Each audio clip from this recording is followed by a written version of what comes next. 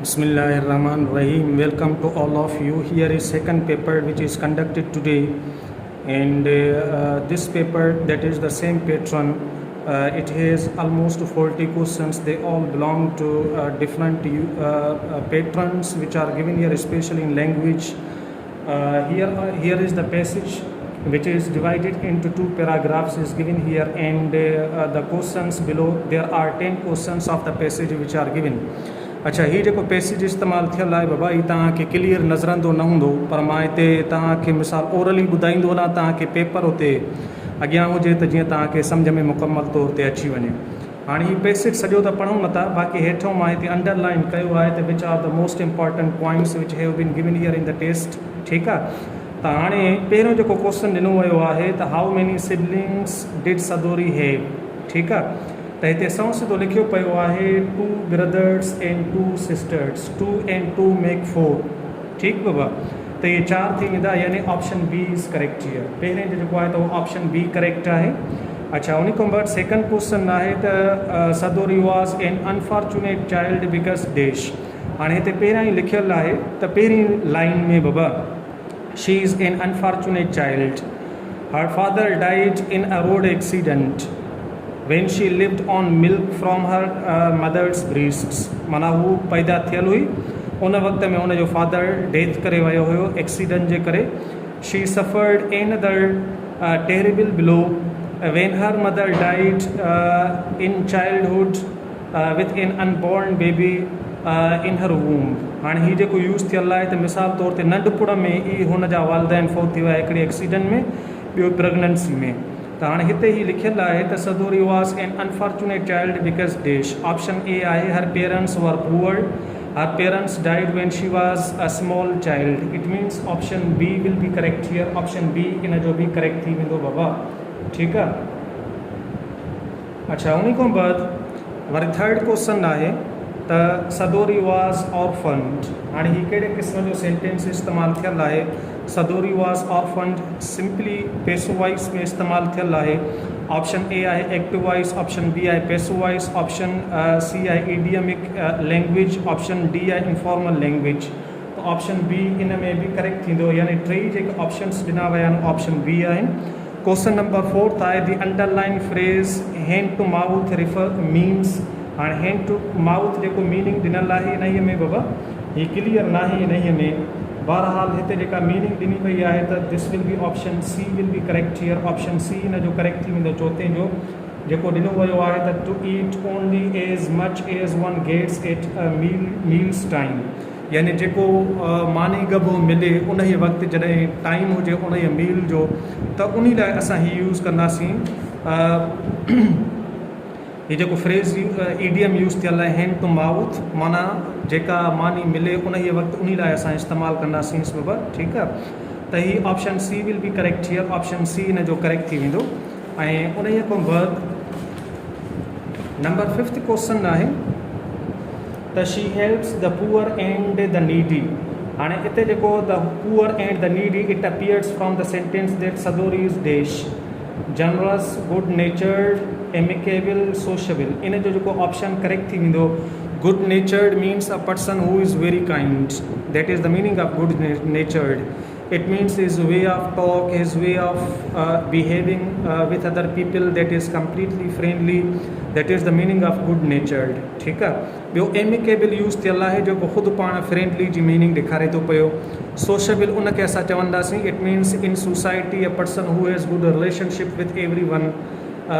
He takes part in every activity, in every program, and notices himself before everyone in the society. We call that one a sociable। बाक़ी इन जो जेको correct option थी वेंदो according to me option A is correct here, generous. ठीकु आहे बाबा, यानी सखी जेको ॿियनि जी मदद करे ग़रीबनि जी या ज़रूरतमंदनि जी। अच्छा, 6 क्वेश्चन आहे त हू डज़ सदोरी टेक एज हर बेनिफिक्टर। हाणे हिन में सौ सिधो सेकंड में लिखियलु आहे बाबा त मिसाल तौर ते उनजो जेको बेनिफिक्टर हुयो उहो ई अमीर माण्हू हुयो जेको उन जे ॻोठ में रहंदो हुयो। हीउ लिखियलु आहे त there lived a rich man in the village where Sadori was born and brought up. ऐं हीउ लिखियलु आहे her benefactor that refers to the rich man, जेको रिच मैन सां रेफर करे थो पियो। त हाणे हेॾे ॾिसूं था पिया त वेयर द रिच मैन इन which option the rich man is given, कहिड़े ऑप्शन में रिच मैन ॾिनल आहे। त ऑप्शन ए आहे हर ब्रदर्स एंड सिस्टर्स न आहे, बी विलेजर्स न आहे, सी रिच मैन, यानी option C will be correct here. Option C इन जो करेक्ट थी वेंदो नंबर 6 क्वेश्चन जो। नंबर 7 क्वेश्चन आहे meaning of the underline phrase a square meal. हे सिधो आहे good satisfying meal. Option C will be correct here again. इन 7 जो बि जेको आहे त ऑप्शन सी करेक्ट थी वेंदो बाबा। 8 क्वेश्चन आहे the passage has been written in 2 tenses, the tenses R. हाणे जेकॾहिं तव्हां पहिरियों पैराग्राफ पढ़ंदव त उन सॼे में पास्ट इस्तेमालु थियल आहे, सेकंड पैराग्राफ पढ़ंदव त उन में सॼे में प्रेज़ेंट सिंपल इस्तेमालु थियल आहे, यानी पहिरें में पास्ट सिंपल आहे ऐं ॿिए में प्रेज़ेंट सिंपल इस्तेमालु थियल आहे। त हाणे हिन में ॾिसो present perfect tense and past perfect tense ही न थींदा, past indefinite tense and present indefinite tense, यानी जेको ऑप्शन बी इस्तेमालु थियल आहे this one is correct here. इहो करेक्ट थी वेंदो क्वेश्चन नंबर 8 जो बाबा। क्वेश्चन नंबर 9 आहे द सर्विस सदोरी now renders in her spare time is dash. Religious service थी वेंदो, ॿारनि खे जेको पढ़ाए थी पई फ्री में विदाउट एनी फ़ी और विदाउट एनी कॉस्टली चार्जिस, त उहा रिलीजियस सर्विस थी वेंदी, सोशल हेल्थ सर्विस थी वेंदी, फाइनेंशियल सर्विस थी वेंदी, community welfare service. Option D will be correct here. Option D community welfare service. ज़ाहिरी ॻाल्हि आहे उन्हनि ॻोठाणनि खे पढ़ाए थी पई जिते उहो पैदा थी हुई ऐं जिते पली निपी हुई, ऐं उनखे जेको आहे त उन गुरबत जो अहसासु हुयो, छाकाणि त she was later on she became the professor of English language, English department, and she was rendering her services to teach the students who were very poor of the village। त इहो जेको थी वेंदो कम्युनिटी वेलफेयर सर्विस थी वेंदो बाबा। Question इहो D option आहे। क्वेश्चन नंबर 10 आहे what part of speech are the poor and the needy. इहो पार्ट्स ऑफ स्पीच में छा थी वेंदो the poor and the needy. हीअ अॻु में मां पढ़ाए चुको आहियां बाबा, हिते मां वरी बि तव्हांखे थोरो इहो ॿुधाए वञा। ॾिसो माना हीअ जेके बि वर्ड्स आहिनि न ग्रुप ऑफ वर्ड्स, मां हिते लिखां थो पियो, जीअं पुअर थी वियो, जॉबलेस थी वियो, यंग थी वियो, ओल्ड थी वियो, एम्प्लॉयड थी वियो, वूंडेड थी वियो, इंजर्ड थी वियो बाबा, वाइज थी वियो, या अहिड़ा ॿिया जेके आहिनि, ठीकु आहे, रिच थी वियो, या अहिड़ा ॿिया कुझु, इनखे चइबो आहे ग्रुप वर्ड्स। ठीकु आहे, इन सभिनी खे असां चवंदासीं ग्रुप वर्ड्स। हाणे इन जे माना यूज़ करण जो मक़सदु इहो आहे त इहे सभई जेके बि वर्ड्स आहिनि इहे पार्ट्स ऑफ स्पीच में या त एडजेक्टिव तौरु इस्तेमालु थींदा आहिनि, या पार्ट्स ऑफ स्पीच में इहे साॻा ई वर्ड्स जेके आहिनि त उहे नाउन तौरु इस्तेमालु थींदा आहिनि। इहे बाबा यानी ॿई थी वेंदा, नाउन बि थी वेंदा, एडजेक्टिव बि। पोइ डिफरेंस इन ॿिन्ही में छा थी वेंदो, हिते तव्हांखे सम्झाए वञा। एडजेक्टिव जॾहिं इहे ॿई इस्तेमालु थींदा न त एडजेक्टिव खां बाद हिते असां नाउन इस्तेमालु कंदासीं, ऐं हिते आर्टिकल जेको द आहे उहो कॾहिं बि इस्तेमालु न थींदो इन में। ठीकु आहे, इहो यादि करे छॾियोसि। मिसाल सेंटेंस यूज़ थियल हुजे त पुअर ही हेल्प्स पुअर पीपल। ठीकु आहे बाबा। हाणे हिते जेको पुअर इस्तेमालु थियल आहे this is used as an adjective, हीअ एडजेक्टिव इस्तेमालु थियल, यानी हिननि खां बाद जॾहिं कोई बि नाउन इस्तेमालु थियल हूंदो, poor, jobless, young, old, employed, wounded, injured, wise, rich, इन्हनि खां बाद if there is noun, needy बि थी वियो इन में। ठीकु आहे, त पोइ हीअ पार्ट्स ऑफ स्पीच में थी वेंदा एडजेक्टिव। जेकॾहिं इन्हनि खां मिसाल तौर ते आर्टिकल द इस्तेमालु थियल आहे इन्हनि सां, ऐं उन खां बाद नाउन इस्तेमालु थिए थो पियो, माना हे कोई बि वर्ड इस्तेमालु थिए थो पियो हिननि मां ग्रुप मां बाबा, इन्हनि ग्रुप मां मिसाल पुअर आहे, जॉबलेस, यंग, ओल्ड आहे, the poor, the jobless, the young, the old, the employed, the wounded, the injured, the wise, the rich, मिसाल ईअं यूज़ थियनि था पिया न। त पोइ हिते पुठियां जेको आहे न त असां हिते प्लस में नाउन इस्तेमालु न कंदासीं, इहो यादि करे छॾियोसि माना। ठीकु आहे, मिसाल हिनखे असां चेंज कंदासीं, नाउन कटिजी वेंदो, हिते असां द इस्तेमालु कंदासीं। मिसाल चेंज कयूंसीं हिन खे असां, त हाणे सेंटेंस इस्तेमालु कंदासीं, ही हेल्प्स द पुअर। ठीकु आहे बाबा। हाणे हिते जेको पुअर इस्तेमालु थियल आहे उहो द सां, हिते पोइ असां नाउन इस्तेमालु नथा करे सघूंसि, यानी पीपल इस्तेमालु न कंदासीं हिन सेंटेंस में, ठीकु आहे। हाणे हिते हीउ जेको स्ट्रक्चर आहे द पुअर वारो बाबा, ही पार्ट्स ऑफ स्पीच में this will be used as noun, ही नाउन थी वेंदो माना, ठीकु आहे। एन पी आहे नाउन फ्रेज़ आहे, द पुअर सॼो थी वेंदो। हिन खे पोइ असां एडजेक्टिव न चवंदासीं, सिंपली मां हिते वरी रिपीट करे वञा त जॾहिं हिननि सां गॾु असां नाउन इस्तेमालु कयूं था पिया, ही पार्ट्स ऑफ स्पीच में एडजेक्टिव थी वेंदा, ऐं पोइ आर्टिकल द इस्तेमालु न कंदासीं। पर जेकॾहिं आर्टिकल द इस्तेमालु कयूंसि था पिया त पोइ नाउन इस्तेमालु न कंदासीं, then they will be used as a noun, पोइ ही सभई जेके थी वेंदा इहे नाउन थो इस्तेमालु थी वेंदा।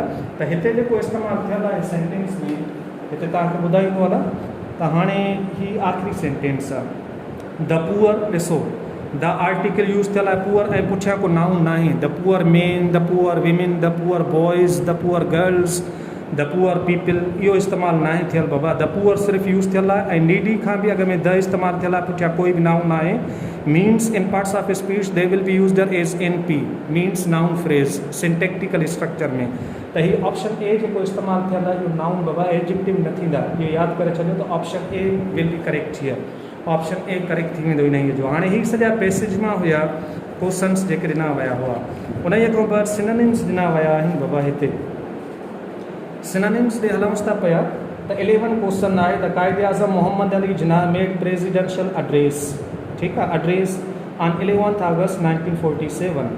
हाणे हिते जेको असां इस्तेमालु कंदासीं whereabouts, it doesn't show place that we are talking here about the address of a person, here we are talking about a kind of the speech, formal speech which is given before the audiences, we call them as address.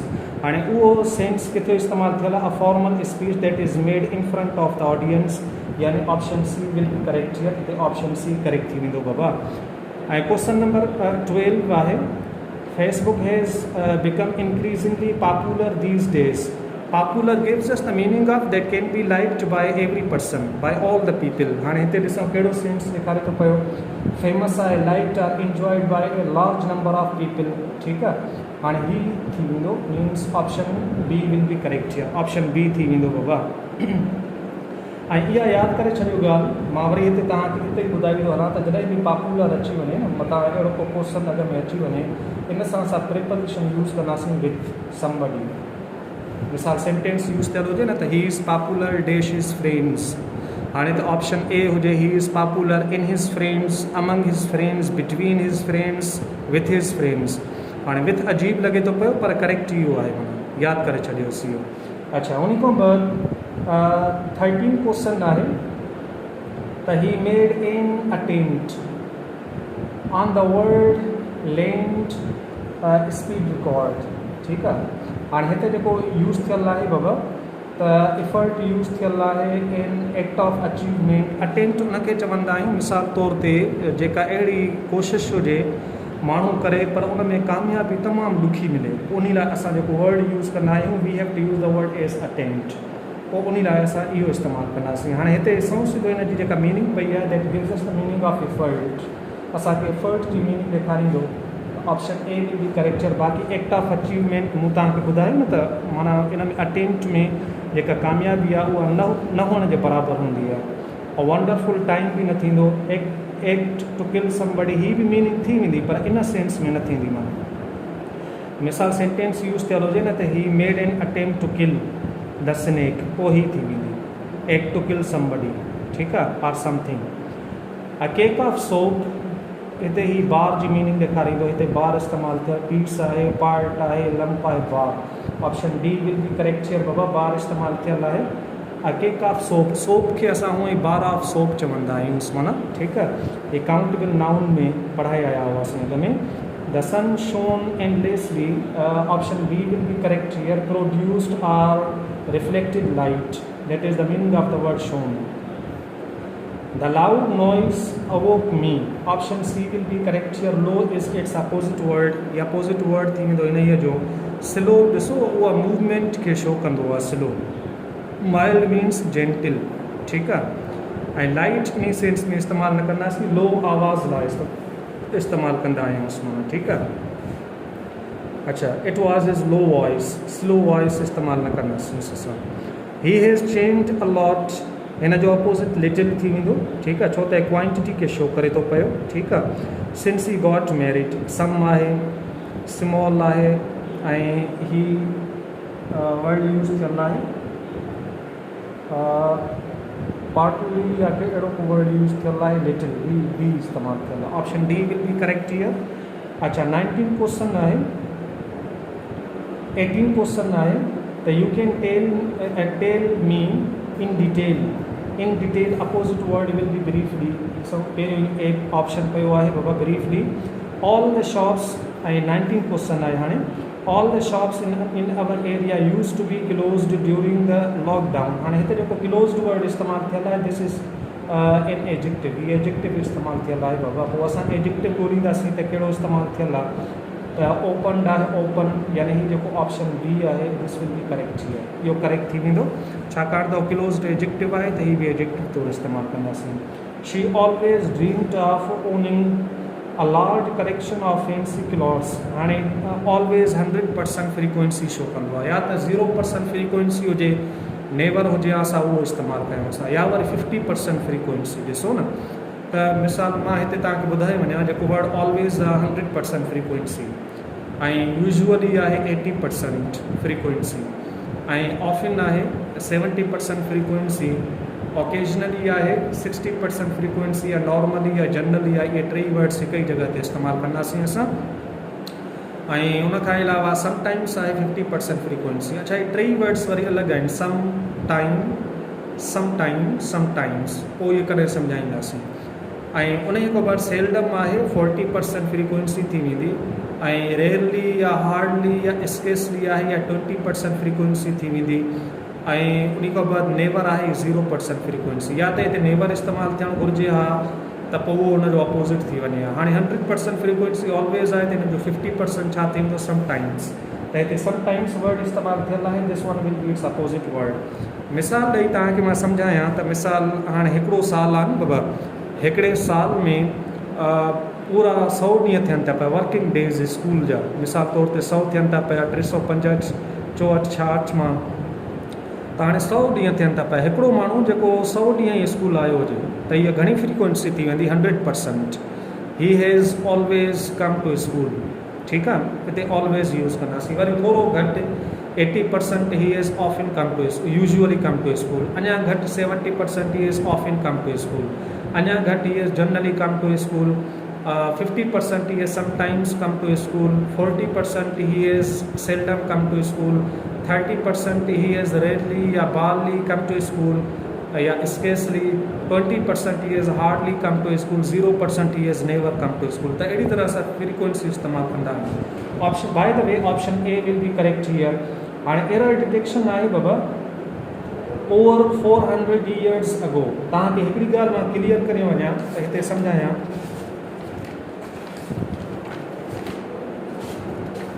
मिसाल तौर ते जेकॾहिं कोई बि number इस्तेमालु थियल आहे बाबा हिते चऊं था पिया नंबर असां हाणे हिते चऊं था पिया मिसाल तौर ते 100 थी वियो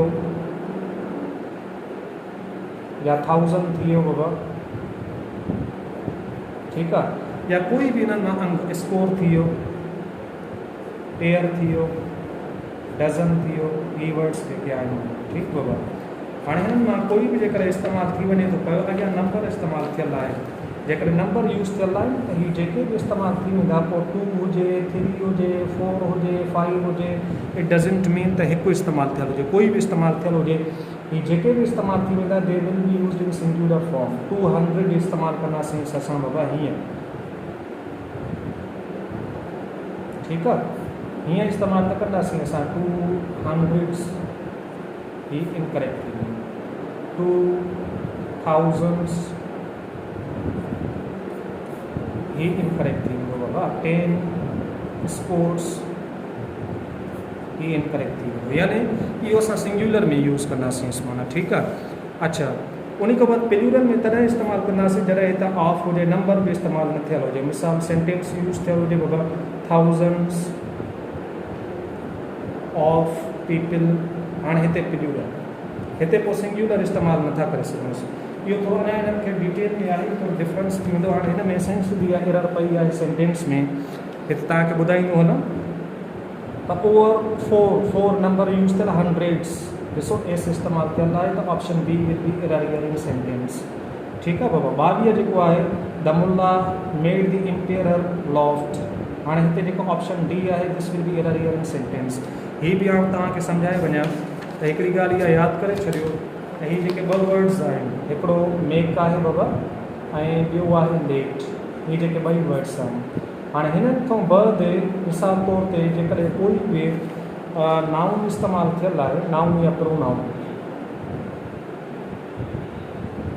ठीकु बाबा, ऐं उन खां बाद असां हिते जेका यूज़ कंदासीं उहा यूज़ कंदासीं फस्ट फॉर्म ऑफ वर्ब।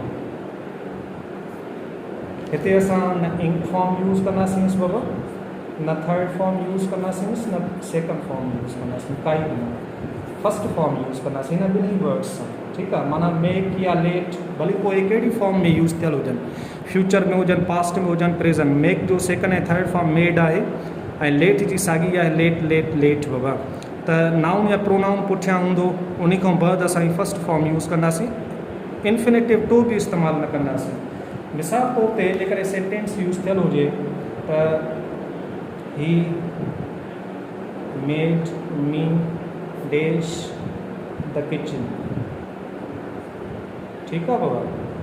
हाणे हिते हुजनि ऑप्शन्स, ए हुजे, बी हुजे, सी हुजे ऐं डी हुजे। तव्हां हिन मां हाणे ॿुधाइजो त मिसाल तौर ते ऑप्शन में यूज़ थियल हुजे ए में टू क्लीन, ठीकु आहे, ऑप्शन बी हुजे क्लीन, ऑप्शन सी हुजे क्लीनिंग, ऑप्शन डी हुजे क्लीन्ड। हाणे तव्हांखे मूं सम्झायोसि न त हिन में पोइ असां कहिड़ो ऑप्शन इस्तेमालु कंदासीं बाबा।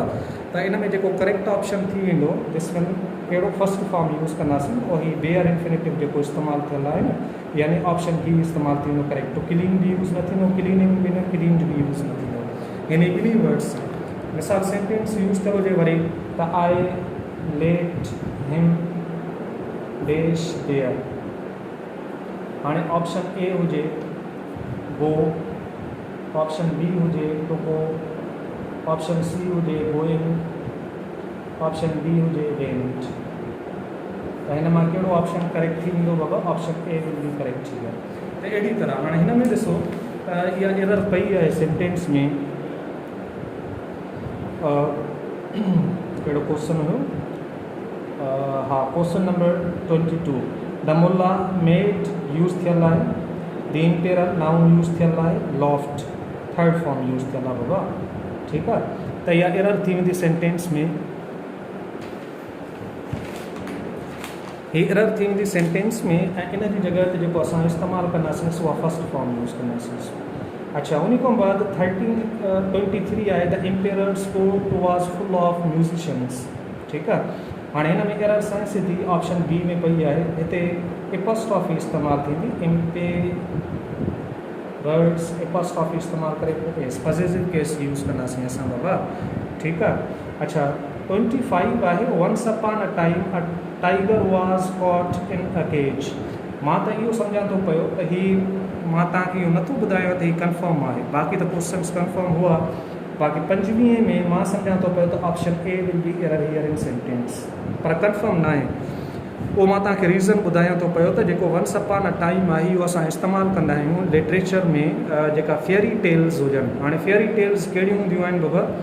जंहिंमें विचिस हुजनि या वरी मिसाल तौरु हैवानात हुजनि, या मिसाल तौर ते अहिड़ा ॿिया कहिड़ा जेके हुजनि जंहिंमें मिसाल तौर ते हीरोइक डेड्स हुजनि, ऐं उहे जॾहिं बि इस्तेमालु थी वञनि पोइ उनखे असां फेयरी टेल्स चवंदासीं। जीअं परियूं वग़ैरह हूंदियूं आहिनि, डायणियूं हूंदियूं आहिनि, अहिड़े क़िस्म जी।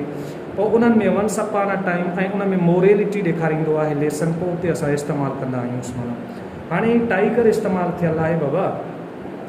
मिसाल तौर ते जेका एनिमल्स इस्तेमालु थींदा या जेका ॿिया इस्तेमालु थींदा आहिनि उनखे असां चवंदा आहियूं फेबिल। ॿियो हूंदी आहे लेजेंड, जंहिंमें हीरोइक डीड्स हूंदा आहिनि। ठीकु आहे, ऐं रियलिटी ते बेस्ड हूंदा आहिनि, उनखे असां लेजेंड्स चवंदासीं।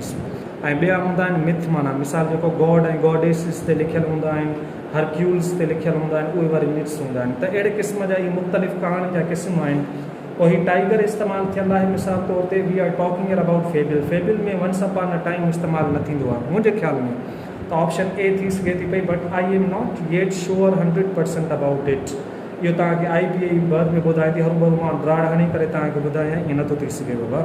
26 आहे the tiger said ask dash help from the things you see. ठीकु आहे, आस्क तो आहे ऐं फॉर आहे, अबाउट आहे, विथ आहे। हिकिड़ी ॻाल्हि मां तव्हांखे हिते वरी क्लियर करे वञा, ऐं इहा मां प्रिपोजिशन में ऑलरेडी पढ़ाए चुको आहियां तव्हांखे बाबा। मिसाल तौर ते हीअ जेको वर्ड आहे,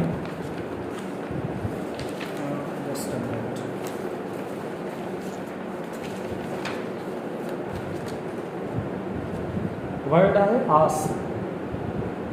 हिकिड़ी ॻाल्हि यादि करे छॾियो त हिन सां असां प्रिपोजिशन न बि खणंदा आहियूं, ऐं हिन सां असां प्रिपोजिशन कॾहिं कॾहिं वरी फॉर खणंदा आहियूं। ठीकु आहे, न बि खणंदा आहियूं, फॉर बि खणंदा आहियूं। पोइ डिफरेंस कहिड़ो थी वेंदो इन्हीअ जो? डिफरेंस इहो थी वेंदो when you are asking somebody tell you something, then we use no preposition. When you ask somebody give you something, we use preposition for. जॾहिं तव्हां कंहिंखे चओ त तव्हांखे का शइ ॾे त पोइ असां for, कंहिंखे चओ त तव्हांखे का शइ ॿुधाए पोइ असां प्रिपोजिशन यूज़ न कंदासीं। मिसाल सेंटेंस यूज़ थियल हुजे, आई आस्क्ड डैश हिज नेम। हाणे इहो मां तव्हांखां क्वेश्चन पुछां त name can be given or told बाबा? ॿुधायो वेंदो आहे या ॾिबो आहे? त नेम कैन बी टोल्ड।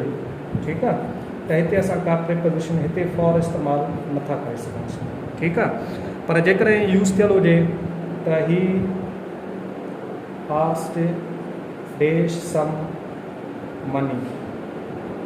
ठीकु आहे बाबा, हाणे asked dash some money, money can be told or given, त ज़ाहिरी ॻाल्हि आहे दिस कैन बी गिवन। त हिते पोइ असां कहिड़ी प्रिपोजिशन यूज़ कंदासीं? वी यूज़ प्रिपोजिशन फॉर, हिते फॉर यूज़ कंदासीं।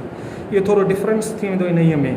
ठीकु आहे, हाणे हिते जेको सेंटेंस यूज़ थियल आहे त he asked dash some help, अहिड़े क़िस्म जो आहे न सेंटेंस बाबा। Help can be given or told बाबा? हेल्प कैन बी गिवन, त ज़ाहिरी ॻाल्हि आहे हेल्प जेको आहे त वॾी बि आहे न, ॿुधाए बि त कोन्हे न। ठीकु आहे, त पोइ हिते असां यूज़ कंदासीं प्रिपोजिशन फॉर। हाणे हिते जेको सेंटेंस यूज़ थियल आहे त he asked dash the help, त हिते यूज़ थियल आहे for. Option B will be correct here. अच्छा, ही सेंटेंस क्लियर न आहे त यूज़ थियल आहे he ruled back dash the tiger. हूअं त बैक डैश द टाइगर त टो खणंदा आहियूं असां, मां हिते सम्झी वियुसि, बाक़ी हितां क्लियर न आहे। उहा की में उते मूं ॾिठो हुयो जेको ऑप्शन हुजे उहो तव्हां ॾे अची वेंदो, बराबरि हिते टो थी वेंदो, जेको मुंहिंजे ख़्याल में थी सघे थो पियो। नेक्स्ट कयूंसि था पियो 19 देन another one 28th one, just a minute. My sister loves to draw sketches as she is good dash drawing। 8 थींदो प्रिपोजिशन गुड सां 8 यूज़ कंदा आहियूं। जॾहिं क्लास हुजे she is good dash class, पोइ इन खणंदा आहियूं असां माना। The elephants were tied up dash ropes, with ropes, हिते असां विथ पई आहे बाबा। Option B will be correct here. अच्छा, जेकॾहिं ट्री हुजे हा न, मिसाल तौरु वणु, the elephants were tied up dash the tree, पोइ असां टो खणूं असां, पर हिते विथ खणंदासीं असां। The elephant rain dash the forest through the forest, through ही यूज़ थियल आहे बाबा। थ्रू द फॉरेस्ट जेको असांखे मीनिंग ॾेखारींदो इन जी, इन द फॉरेस्ट बि सही आहे, थ्रू द फॉरेस्ट बि सही आहे। ठीकु आहे, अक्रॉस मीनिंग ॾेखारींदो आहे असांखे ऑन जी। अच्छा, उन खां बाद सेंटेंस स्ट्रक्चर आहे the mice bit through the ropes dash, हिते जेको ऑप्शन करेक्ट थी वेंदो उहो सी थी वेंदो, and set the elephants free. ठीकु आहे, एंड 32 आहे a good student is the one who is punctual regular and hard working. Option C will be correct here. हीअ डिस्क्रिप्टिव एडजेक्टिव आहे बाबा। डिस्क्रिप्टिव एडजेक्टिव में मिसाल पंक्चुअल 2 सिलेबल आहिनि, regular 3 syllable आहिनि, हार्ड वर्किंग इन में बि 3 आहिनि, पर हीअ कंपाउंड वर्ड आहे माना। ठीकु आहे, त इन में जॾहिं बि इस्तेमालु थी वञनि वैल्यू में, पोइ असां शॉर्टेस्ट पहिरियों इस्तेमालु कंदा आहियूं। जेकॾहिं तव्हांखे ख़बर न हुजे त डिस्क्रिप्टिव एडजेक्टिव मिसाल जंहिंमें value size age shape colour origin material reason इहे इस्तेमालु कंदा आहियूं न पोइ हुनजी सीक्वेंस ठहंदी आहे बाबा। त अहिड़ी तरह पोइ हिन जा इस्तेमालु आहिनि डिस्क्रिप्टिव एडजेक्टिव जा, उहे मां लेक्चर में करे तव्हांखे सम्झाईंदुसि। By the end of the week या त हेॾे फ्यूचर परफेक्ट इस्तेमालु थींदो या पास्ट परफेक्ट। माना हेॾे ॾिसूं था पिया they had given all the hope up, given up थींदो आहे पोइ ऑल होप बाबा। हे पास्ट सिंपल लाइ न थींदो, ही पास्ट सिंपल लाइ न थींदो। दे हैड गिवन अप ही थी वेंदो option D will be correct here. अच्छा, डैश इज़ वेयरिंग हिज न्यू यूनिफॉर्म। अच्छा, हिकिड़ी मां ॻाल्हि तव्हांखे ॿुधायां, ही मूं ऑलरेडी तव्हांखे पढ़ाए चुको आहियां त option A will be correct here. Option A इन जो करेक्ट थी वेंदो। ही ऑलरेडी मूं हिते वॾो लेक्चर ॾिनो हिन जे बारे में जेके डिस्ट्रीब्यूटिव वर्ड्स हुआ बाबा, त हिते मूं ऑलरेडी पढ़ाए चुको हुयुसि। वरी बि मां तव्हांखे हिते रिमाइंड कराए छॾियां त हीउ जेको वर्ड ईच आहे, एवरी आहे, आइदर आहे, नाइदर आहे, इन खां बाद ऑफ, पोइ द, माना को डिटर्मिनर इस्तेमालु थींदो, पोइ नाउन, पोइ वर्ब।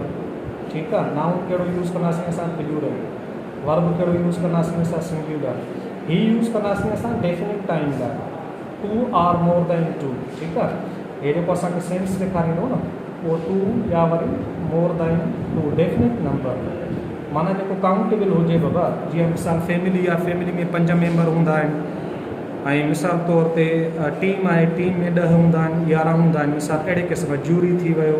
ऐं एवरी जे असां पुठियां कॾहिं बि ऑफ इस्तेमालु न कंदासीं, ही इंडेफिनिट लाइ इस्तेमालु कंदा आहियूं असां, जेको लिमिट लेस हुजे। माना एवरी वन, एवरी खां बाद असां वन लाज़मी यूज़ कंदा आहियूं जॾहिं बि ऑफ अची वञे, every one of the people in this world.